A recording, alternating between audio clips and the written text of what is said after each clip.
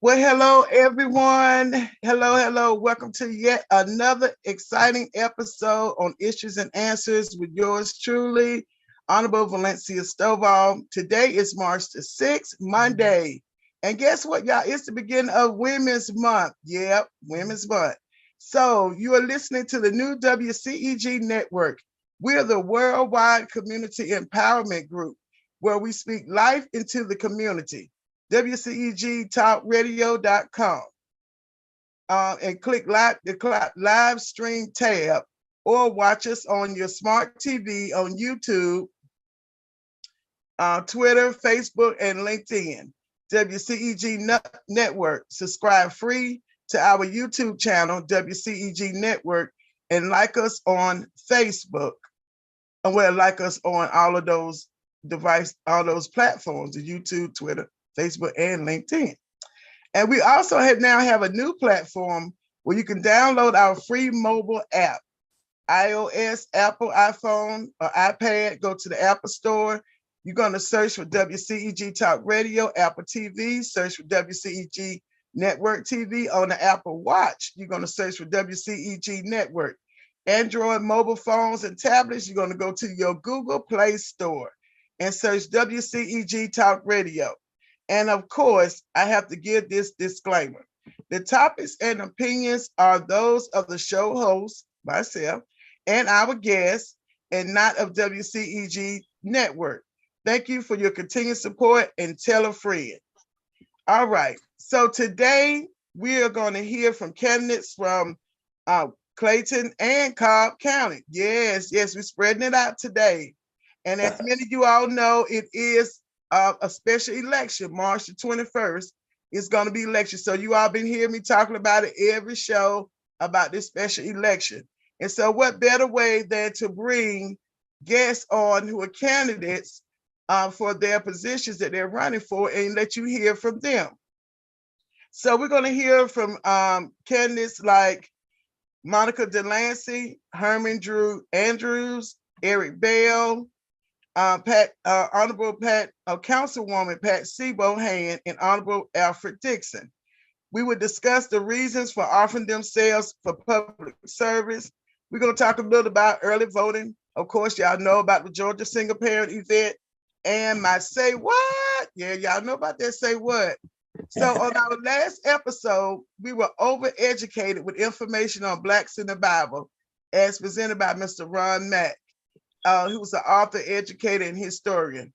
And you know what, y'all, I would not do that segment. It was a two-part series. I would not do it any justice by talking about it. So you have to go back and watch it yourselves. Go to our YouTube, search Issues and Answers on WCEG Network, or of course, you can go to my Facebook page, Valencia Stoval, to catch up with what you missed. All right, politics is a part of our lives, whether you like the players or not.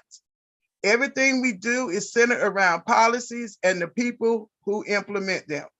Make sure you check your early voting locations in your county.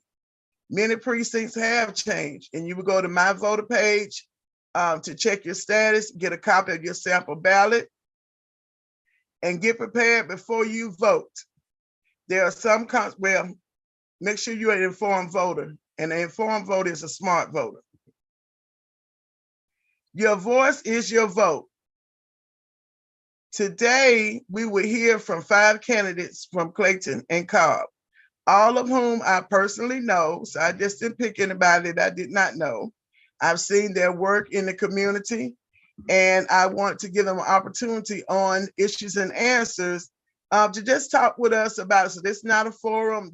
We're having a conversation about the candidates and from the candidates. So we have Monica Delancey, Mableton City Council, District 5. Welcome, Monica.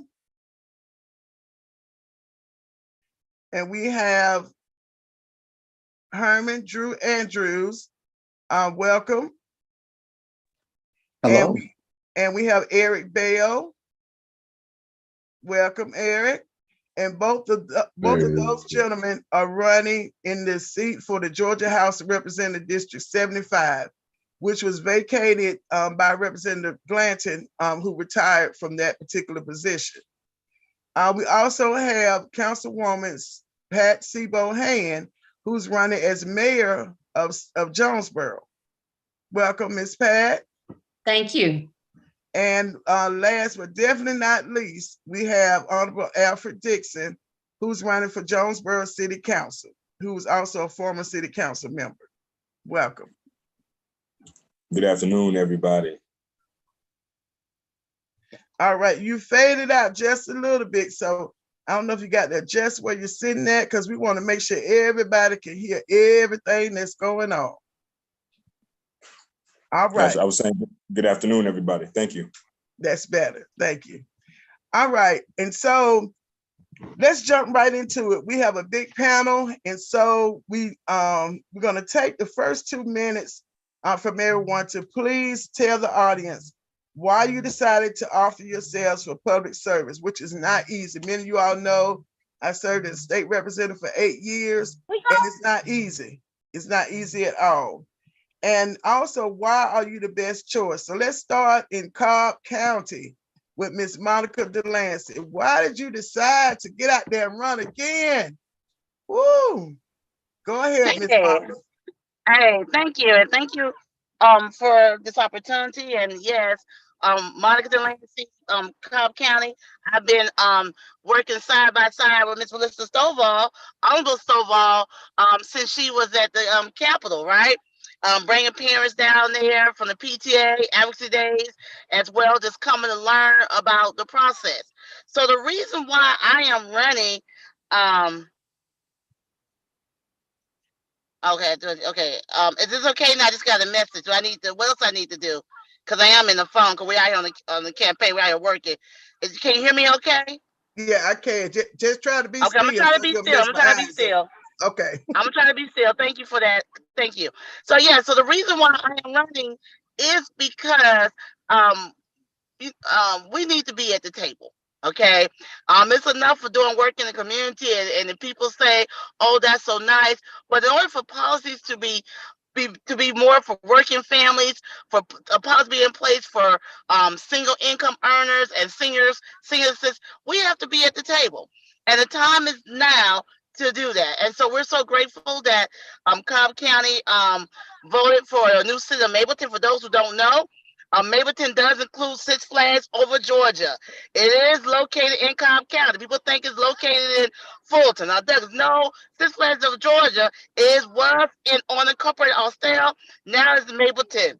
Mableton would be the third largest city in Georgia, as well as the largest city in Cobb County. So there's a lot of history being made. Of course, the district that I'm representing, which is neighbors to Six Flags Over Georgia, it's 45% of renters occupied. I'm going to talk about it. We have households that are majority single parents. And so therefore, when we talk about the work I've been doing in the community, as I've started a nonprofit, We Thrive in Riverside Renter Association, as I advocate for parents, as I advocate for homeowners and renters, it is time to be at the table. So yes, on March 21st, we'll be successful. Monica Yvette Delancey, nothing cocky, nothing fancy. Just vote for Monica Yvette Delancey. Thank you very much. All right, Miss Monica. All right, now let's go down to Clayton County.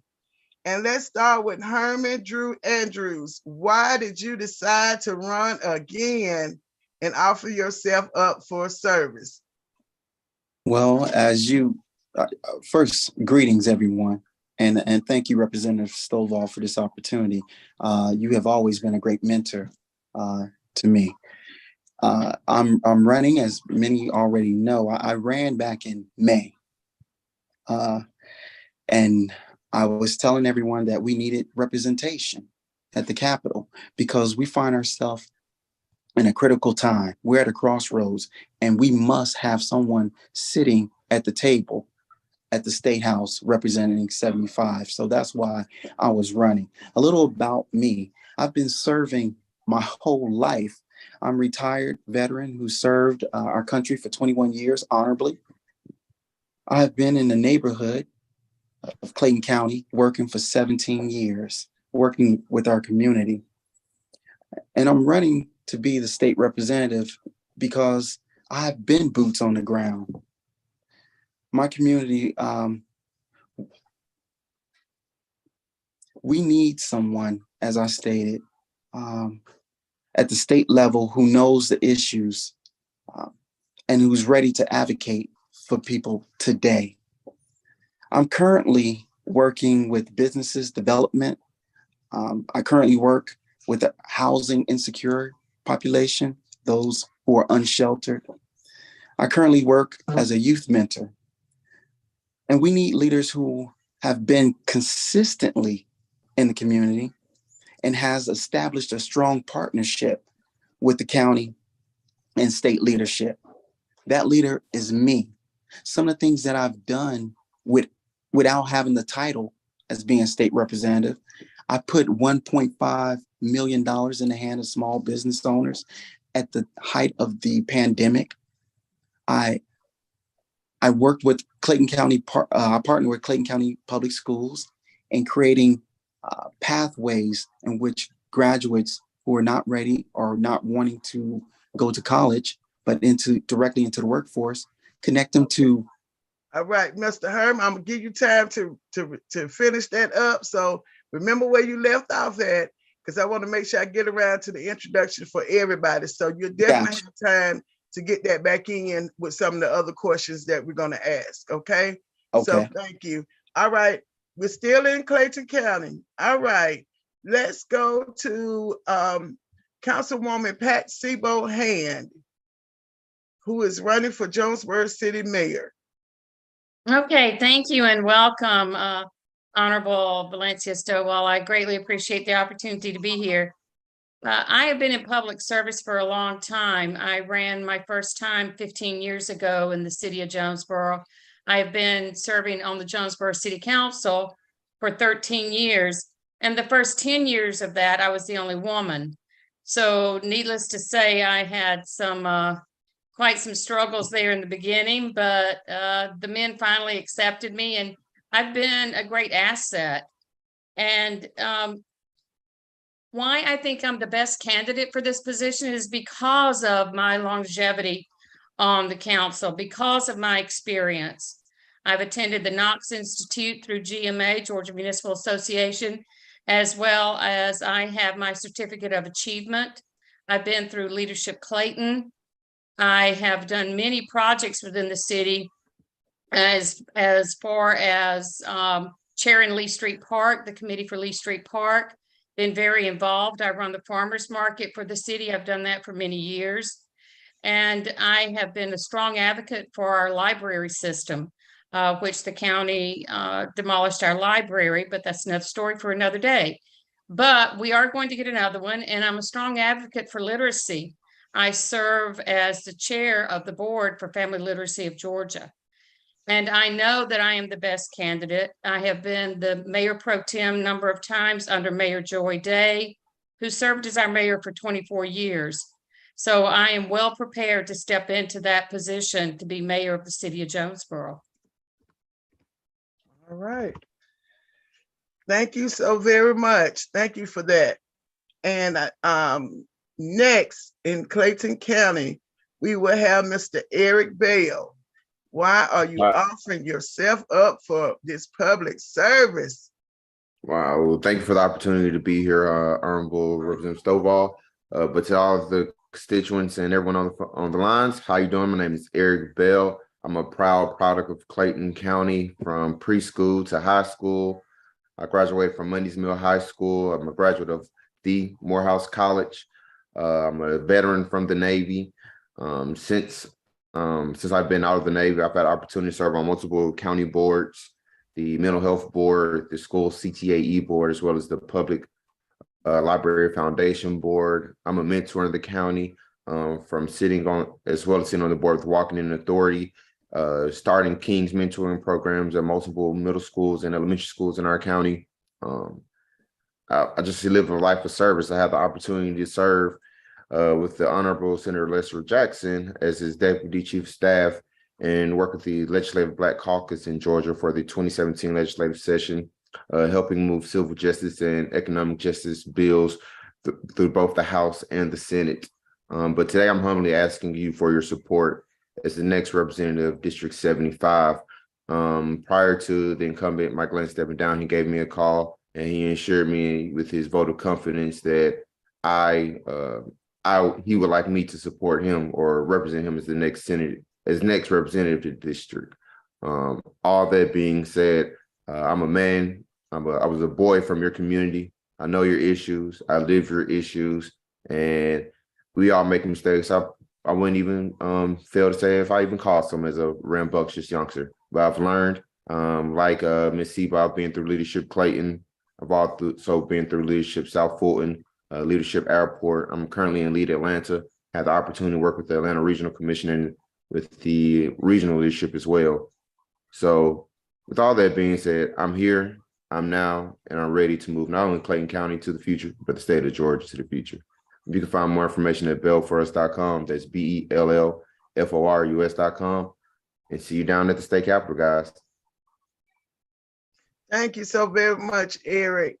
And now to Honorable Alfred Dixon. Alfred, why you want to get back into politics again? Man, why?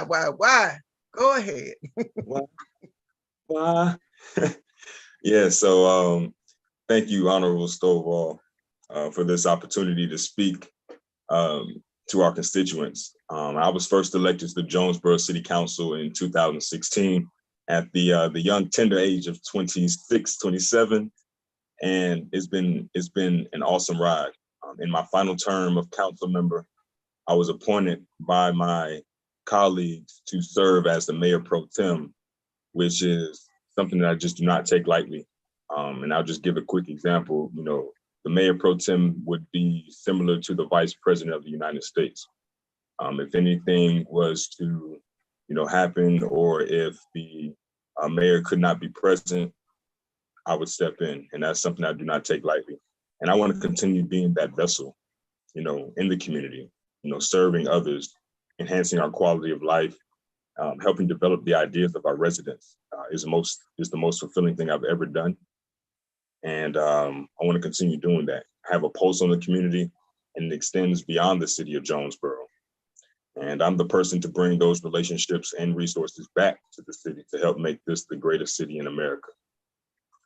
I'll tell you, when I was first introduced to politics is when I decided to go play basketball at our Lee Street Parks basketball courts. And just to paint the picture, our Lee Street courts is the only basketball court in the city, our only public courts in the city, one of those places you didn't have to ask your mom to go.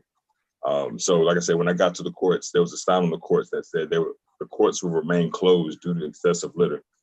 And I thought real quick, I was like, man, I know we have a public works department in the city. I work at Quick Trip. I'm not about to shut down the hot dog stand because someone squirts some ketchup on the side. I'm gonna clean it up so the next person can use it. So, and I immediately called City Hall and asked, who was responsible for making that decision. They told me mayor and council. So that's when I decided to take a stand. Let's say since my term ended in 2020, I've remained in the forefront of my community. And also furthering my education at the Clayton State University. And I'm truly excited to apply my new experiences to the role as council member. All right. Well, thank you so very much, Mr. Alfred.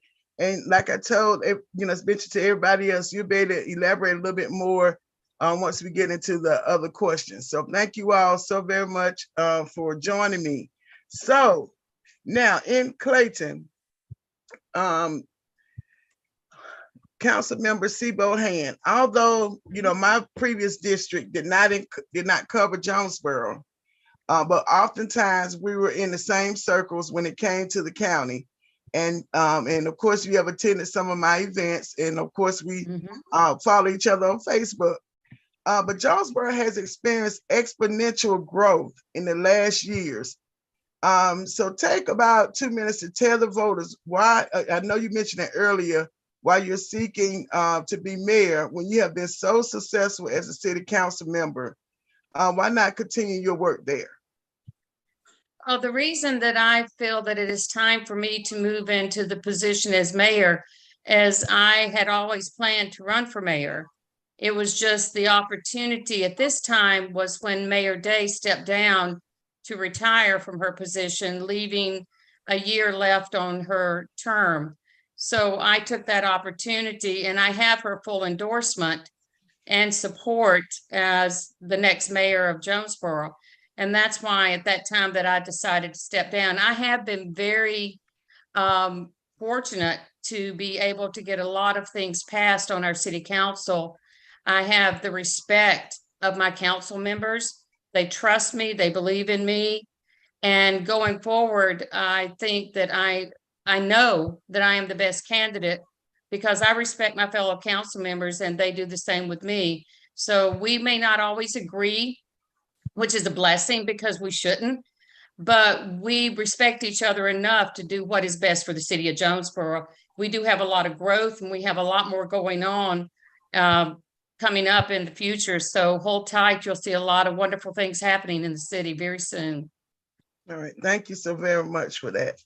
And I always brag on Jonesboro, even though I didn't represent Jonesboro, but I always brag on how the most progressive city in Clayton County. And I never back down on that because it's something you can visually see.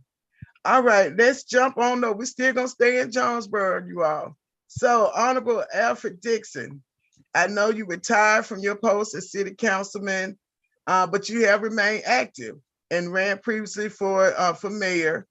And under your leadership in council, of course, I've witnessed the beginning of the growth, that progressive growth that I just talked about. So in about 2 minutes or less, tell again, or anything you might have didn't get a chance to say in the beginning, of why you were seeking to return to your position as city councilman in the city of Jonesboro. Gotcha. And it's pretty much, there's so much more work to be done. And I'll start there.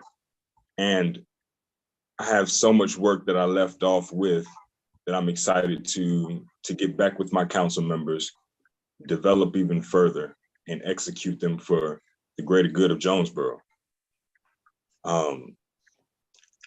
Like I said, serving the Jonesboro community has been the greatest thing that's ever happened to me. I'm not married, I don't have any kids. I'm not sure exactly where that may fall on the poll, but it's been everything.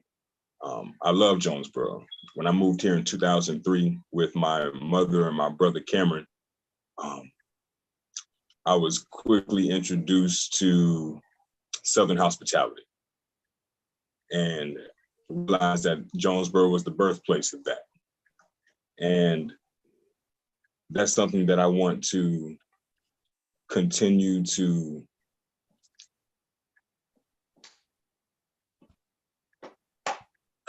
push for. And so like I said, like I've continued to remain involved within our community, attending city council meetings, speaking up on issues that need to be addressed, and also volunteering wherever I can. So like I said, I have a pulse on this community and I'm excited to really push this community forward. Okay, thank you so much, Alfred. All right, we're gonna jump out of Clayton and we're gonna jump up or over to Cobb County. Okay, Miss Monica, you know, the city of Mableton, like you mentioned earlier, is newly formed. So I know some of your answers will be based on kind of trial and error, but having a plan is definitely essential. You previously ran for state representative, and before then, I believe you ran for school board in Cobb. So express in 2 minutes, what would you be able to accomplish that is doable, being that it is a newly formed city? Well, good, thank you for that. Well, basically, with the newly formed city, I would be able to bring in some of the accomplishments I've been able to do in my district. For example, under my leadership, over 5,000 people received resources based on what was going on with COVID. So I distributed that pamphlets telling people how to go get rental assistance, how to go get assistance with their light bill. I was able to do that. And also under my leadership with my organization, We Thrive Riverside Rental Association, we've been able to help people with rental assistance, right? And so that's something that I set apart from not only my opponents, but the other people that's running for office, is having starting a nonprofit from scratch, right? Mm-hmm. From scratch, been able to be having celebrated wins, and also as a single parent raising 2 children. My daughter is a college graduate. Okay, I've been here for 16 years. People have watched me get her through high school, and now they've seen me get her through college. And then my son will be graduating from high school this year. So by myself, I've been able to accomplish this, right? So I could do so much more by being a part of a newly formed city and bringing in my strength to be able to encourage people to become civilly engaged, as well as encourage our youth to become a part of our community engagement. Because if we can't do anything if we don't bring our youth. So again, like I said, just some other things I've been able to do is bring in grants that support youth as well. And so when we talk about Mableton, let's talk about code enforcement. Apartment complexes for years neglected maintenance for apartments. Under my leadership, I've been able to help with the House Bill 346 that says that when apartment managers don't when they don't do maintenance, or they get upset with the residents for reporting maintenance issues, they cannot retaliate. Right. So basically, that was I believe you was there, Ms. Stovall, when that came across your dashboard. Sharon Cooper from Cobb County was instrumental in bringing that up, and also passed. So again, like I said, that's my strength. I'm ready to go to work on day one. What I would do is what I continue to do as City Council Representative District 2. Thank you so very much. Thank you. And for those who wonder why Miss Monica is moving, so she's out on the campaign trail. So she's out on the campaign trail. And yes, I'm sorry I'm moving. I'm out here on the campaign trail because we are early voting. We got low numbers.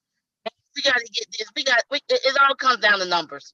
Thank you so very much. Okay, no problem. No problem. Thank you, man. We appreciate you taking time out to be with us. Okay, now we're going back to Clayton County. All right, Mr. Eric, you previously ran for county commissioner and state senate. If elected, you will be finishing, of course, we've all talked about the remainder term, and then you'll have to run for re-election again in March, qualify in March of 2023. So tell us in about 2 minutes or less, what will you be able to do to accomplish that's doable during that short time frame? Well, thank you for the question. I didn't actually run for state senate. I thought about it. About it, gearing up, and I was looking for support, but I decided not to run for state senate back in 2018. But seeing that some doable things in that short time period while session is actually open. The election is on March 21st. Session ends on the 27th. So I only might have time to help sign on to a couple of bills that would help other Democrats. But in that time between the session and the beginning of the next session, I plan to host community meetings so I can get with the constituents so we can go ahead and build our legislative agenda prior to that session. So for me, that looks like something quarterly.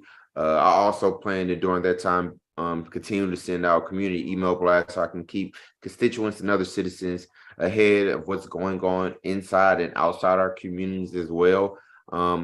I plan to, during the time period between the end of this session and the next one, also plan to continue to support education in our school systems through the forms of back to school supply drives.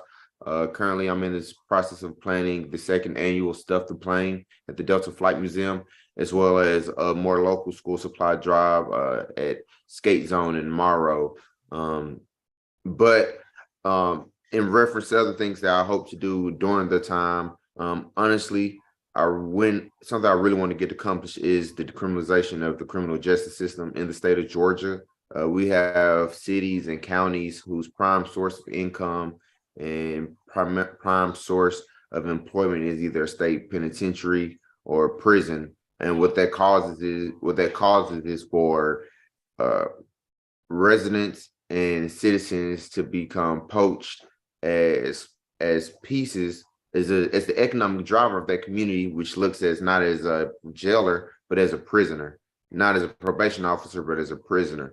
So when we have these private prisons and probation offices, one thing we've seen private kickbacks given to judges for sending people to certain prisons or giving people longer sentences. In a probation or parole officer, it looks like me violating your parole. So I keep you on my book, so you keep paying, so I keep my job.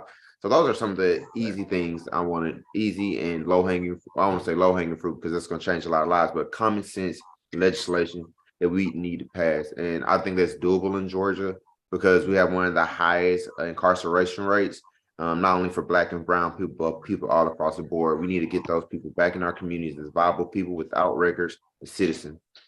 All right. Thank you so very much. And I know, like even like with Alfred, you stayed, you know, very visible in the community. All right, we're still hanging in Clayton County. All right, Mr. Drew, you previously ran, as you stated, for state representative for this particular district 2 times. And so the same question is, you know, it's a short amount of time that you all are able to serve before you be actually having to qualify again in March. So what do you think some things you can accomplish that is doable? Unmute yourself. Okay, well, I'm the only candidate who's already doing the work. I don't even have the title of state representative. I am the one, I'm solution focused. And a lot of the work that I do, and I have been doing, for instance, frankly, at the top of mind is the warming center. While many people were sitting at home wondering what can be done, I was leveraging my relationships with the school board and asking them to open up their school so those who are unsheltered to have a safe and warm place to stay over the 5 days, which was the coldest days in 5 years. So, and with that, further, I was able to leverage the relationship that I have with nonprofits in the community to find stable housing for those who were at the warming center. So nonprofits was able to pay for 3 months up to 4 months. So these people who are unsheltered can have a warm place to stay, and also connect them to job opportunities. So that was just one thing that I've been doing recently.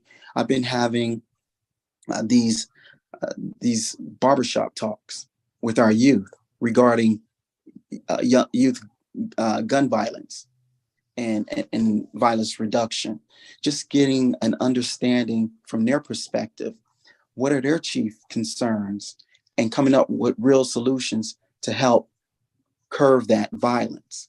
We have another one scheduled for March 17th at Solo's Barbershop in Forest Park. So those are some of the things that I've been doing already, making a difference in the community. So much so that people call me, even elected officials call on me so I can utilize my resources to get things done. I've been getting things done in Clayton County for many years now. Now I ask for you to send me to the state so I can get things done there. Okay. Thank you so very much, Herman.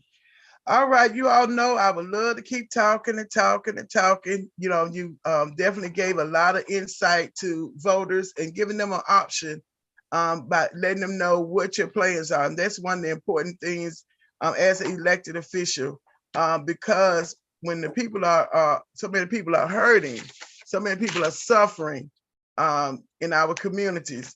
And each of you, if elected, will be in a position of power. A lot of things that you might not have been able to do when you were not elected. Now, you, if elected, you will be able to do those. And some who are currently elected, you'll be able to continue on.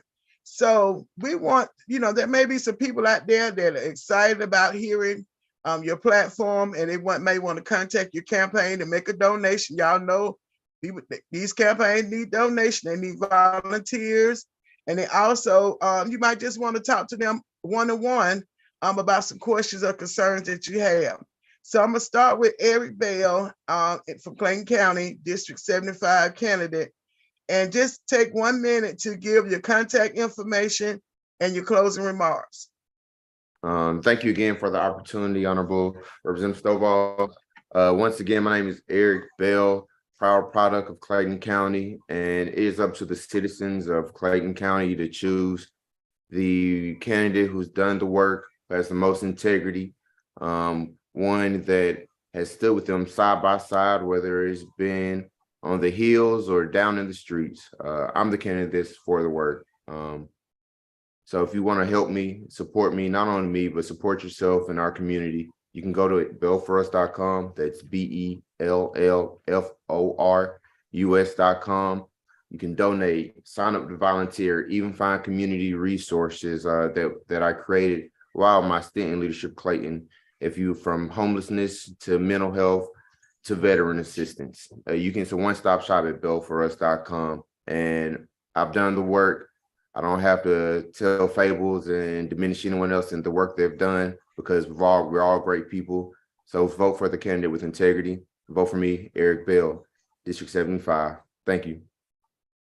All right, thank you. I know you have to run, so if you yeah, I'm finishing my master's at Georgia State right now. Oh, congratulations on that. Thank you. Okay, well, we'll see you out there on the campaign trail. All right, so next. Thank you, everyone. Good luck, Candace. All right, thank you. All right, so next we will hear from Councilwoman Pat Stovall from the City of Jonesboro as mayor, candidate for mayor. Yes, thank you again. My platform structure at this time is I'm focused on city infrastructure. I'm focused on housing, park upgrades, and a smart city plan that will also include citywide Wi-Fi.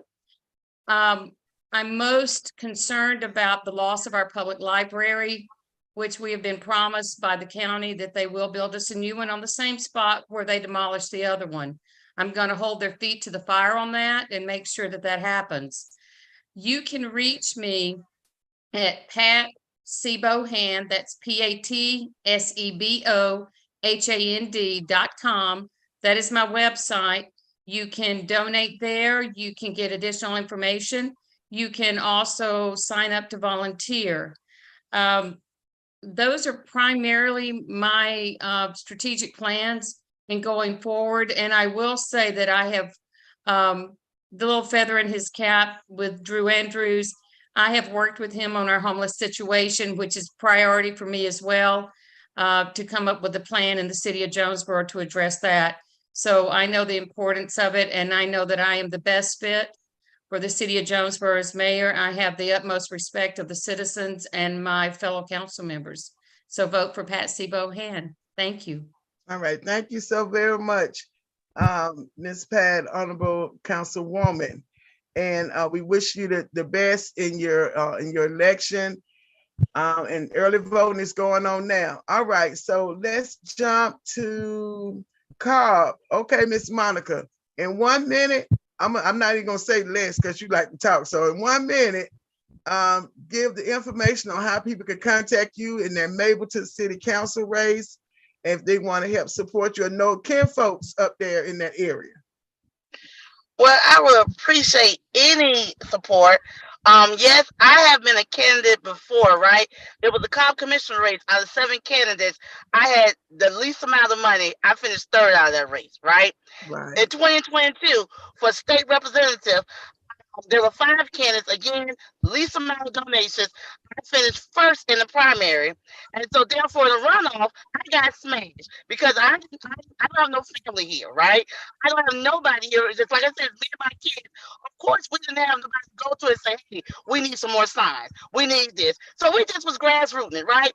But you know, I still was able to win my precincts, right? So in this race, I did so well in my precincts. We're confident that we can do it grassroots style, but I'm not going to take it for granted. If anybody want to donate to Monica Delancey campaign, it's DelanceyForDistrict2.com. I take anything, or if you just want to say I donate sweat hours, yes, I would take sign waivers. Yes, I would take people that would just go deliver some flyers. But again, this win is not about Monica. This win is for the community. When I thrive, we thrive together. Nothing cocky, nothing fancy. Break it up, just vote for Monica Yvette Delancey. Thank you so very much. Okay, now let me make sure they got the contact. That's Delancey, is it the word for or the number 4? Spell it out. We spell out 4, so it's Delancey for District 2, but we and District 2 just numeric.com. So Delancey for District 2. So I can spell it out. Well, yeah, that's Delancey. You see it on the screen, but Delancey DELANCY for District 2 .com. Anything, but like I Okay. said, we take sweat hours. We're okay with that. We want this win to be for the community. All right. Thank you so very much, Monica. I know we're going to let you get on back out there before the dog gets you. So we appreciate you stopping by and sharing with us here on Issues and Answers. Okay. We jumping down to Clayton County. All right, Mr. Drew. In 1 minute, I'm not even going to say or less, because I know some people like to talk. So in 1 minute, let us know how the people can contact you if they're interested to help you or anything else. All right. As I said, I'm the only candidate that's actually doing the work. And you can find out what work I'm doing by visiting my website at Drew Andrews, 4, statehouse75.com. But if you like to talk like I do, just give me a call. My number is 678-379-7546. And we're working on a people's agenda. That's what my campaign is about, the people's agenda. So if you for the people, then you on my team. And remember, a vote for Drew is a vote for you. What? You were less than a minute. That's what I'm talking about, Drew. That's what I'm talking about. So that's Drew Andrews, the number 4, the word state, the word house.com. Okay, because we want to make sure. Monica, 75. Don't forget the statehouse75.com. Okay, 75. Okay, Monica, if you would put it in the chat, because I want to make sure your websites, because we want to make sure, and I'm gonna post it after the show so I can make sure everybody's being contacted. All right, Mr. Alfred Dixon, Honorable Alfred, for Jonesboro City Council. In a minute, I'm gonna say a minute or less because you're pretty good. So in about a minute, let us know how they can contact you if they want to come and help support your campaign. Yes, thank you. And let me say, support looks different, or it can look a couple different ways. I just don't want people to get stuck on monetary support. You can support through prayers. You can support through, through conversation. This campaign is more than just, getting out there on the streets, but it's also, a spiritual battle, an emotional battle, so being able to offer yourself in more ways just than financial is always a blessing. But if you do have the means to do so, to share $1 at all, please visit my website. That's alfreddixon.org. It'll explain a little bit more about my platform, some of the things that I am trying to do, which is expand our lines of communication. I definitely want to focus on our housing, want to focus on our safe and walkable streets. Definitely want to focus on our legacy residents. And last but not least, focusing on our youth because they are the future. There will be a child from Lee Street Elementary, that very may be the mayor of this great city one day. And we want to make sure that we leave a legacy that they can be proud of. So I'll see y'all at the polls on March 21st. Thank you. All right. So everyone, thank you so much, Alfred. Thank you again, Ms. Pat and Drew, Monica, and Eric. Thank you all so very much. When I reached out, nobody hesitated. They came on willingly, and I really appreciate it. It means a lot to me. And of course, I wish all of you all the best, and I'll definitely be watching on March the 21st, as those numbers come in. Remember, everybody, if you're not sure where to vote, you can Google my voter page, or you can go to mvp.sos.ga.gov.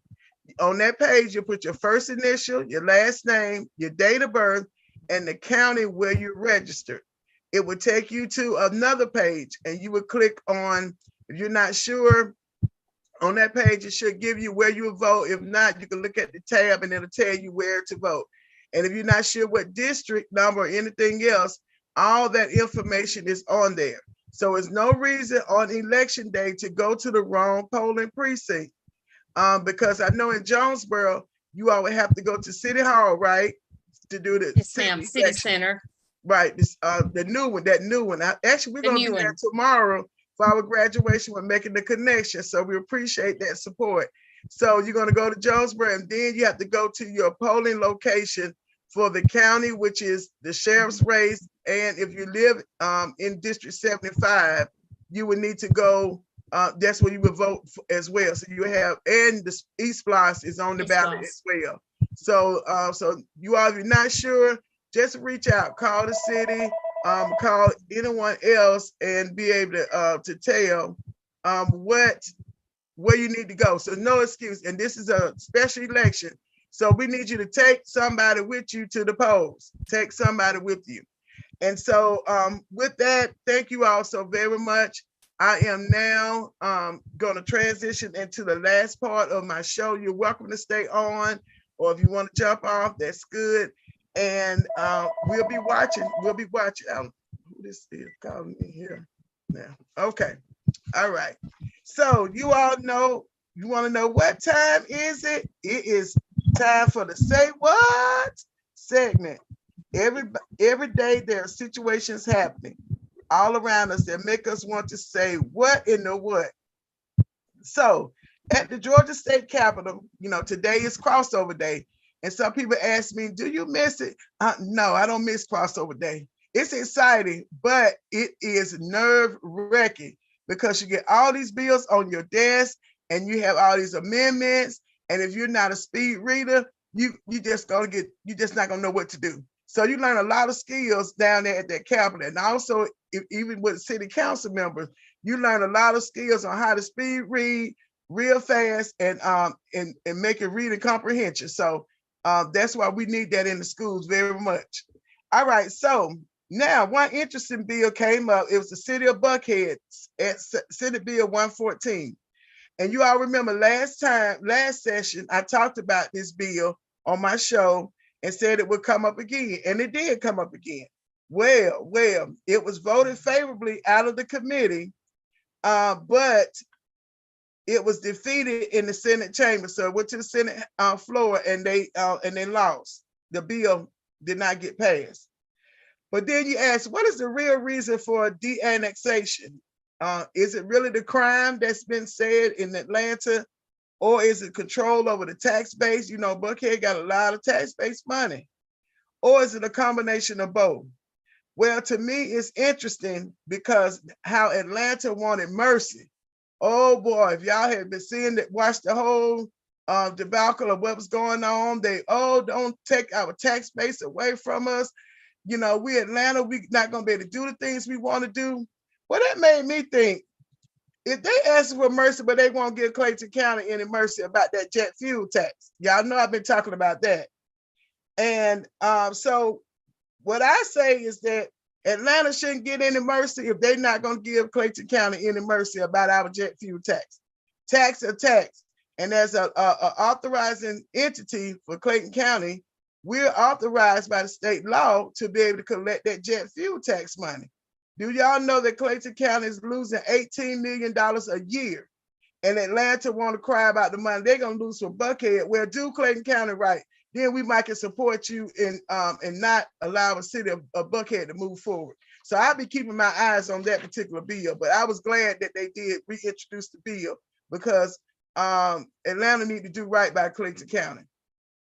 And guess what? Just because that bill failed in the Senate does not mean that it can't come back up. It could be attached to another bill considered a rider. So y'all keep your eye out for that particular bill. It's not over until sign and die. And the speaker and the lieutenant governor hit that gavel. That's when you can breathe, the sigh of relief. Okay, so I would next say what? So that was a say what? Yeah. So listen to the show on YouTube. I listen to that, try to keep myself informed, so much stuff going on. The host mentioned that at 55 Chicago schools, it's in the city of Chicago, Not a single student is proficient in reading or math at the grade level. Okay, I'm gonna say that again because some of y'all might not have caught it. Not one student in 55 of the City of Chicago schools reading on level in math, nor in reading, nor in math. So I was like, I just right there, it just can't be possible. 55 that none of the kids. So I said, let me go do some more research and found several articles, and you all can Google 55 Chicago student schools and reading and math. But according to Wirepoint's report, which received data from the Illinois State Board of Education, who is to be held accountable? That's what I want to know, people. I want to know. Well, I tell you this, you can't just blame the teachers. No. Y'all know I told you I do some substitute teaching every now and then. And I'm going to tell you, these parents, and I used to be a parent, they got to stop being absent parents. Their children need them. There's no reason how your child got all the way to another grade and they can't read and they can't do math on level. No, that's not possible. Hold on, y'all. Okay. I'm about to go out here. Okay. And so that's not possible. So who are we to blame? It's the combination. And also you have the government that has to take accountability too. We have some outdated means the same, primitive, throw all that in these school policies. They're not working. And so that's where you as a voter and those people that are there in Chicago, I don't think that this isolated incident because it's up in Chicago. No, we better check Georgia too. We might not have as many in one school district, but I tell you, there are some kids that are not reading on level. Now, another thing that came up, of course, was COVID. Now, COVID in 2019, a lot of kids had to go online. Many children had to. And yes, there was a loss of learning, but they can't lose something they already didn't have before. Some of these kids weren't even reading and doing math before. So you can't blame it all on COVID. All right, parents, y'all gonna have to step up, because the saddest part about this whole conversation is that you're talking about generational impact. And when these kids become 18, they age out the system and they can't read on their level, they can't do math, they become adults who can't read on level and who can't do basic math. Who's going to employ them? Where are they going to be working at? They're not going to be working nowhere that I'm in charge of, because you can't do basic math, you're going to mess my money up and my profit up. If you can't read, then if you have to be a caseworker and you're looking at somebody's case that you're going to determine whether they receive services or not, and you misread something because you thought the word meant something else, that's those people's livelihood. So it is very crucial that we are looking at where our children are and how we need to change the way that our school districts are set up, because they're not working. They're just not working. What jobs are those children going to qualify for? I don't know what jobs they'll qualify. What about the income that's the determining factor in neighborhoods as to whether you're going to have quality housing, whether you're going to have quality services, whether you're going to have quality ways that you can have your leisure and all of that. Companies don't come to communities where there's not a higher or a level of income that can afford their products or services. So when you start talking about how education is affected, that's how it's affected. So all those students now, guess what they have? Applications for prison or death, because there's nothing else out here for them. So we as community leaders, and all, like we had our guests today, who are great people that are running for office, these are things that they're gonna have to consider and find solutions. And all of them that were on here are talking about solutions. So you as the voter and person that are listening, find solutions.